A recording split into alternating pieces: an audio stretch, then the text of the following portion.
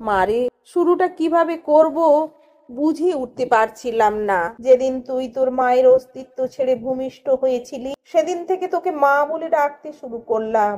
তোকে মা ডাকতে গিয়ে নিজের মা হারানোর ব্যথা ভুলেই গিয়েছিলাম। তোর মাকেও কোনোদিন মা ছাড়া অন্য নামে ডাকতে শুনিনি। বিদ্যালয়ে প্রথম দিন শিক্ষক তোর নাম জিজ্ঞেস করেছিলেন। তোকে মা বলে ডাকতে ডাকতে তোর ডাক নামটাও কখন ভুলে গিয়েছিলাম। আমি তোর নাম বলতে না পারায় সবাই আমাকে নিয়ে হাসাহাসি করেছিল।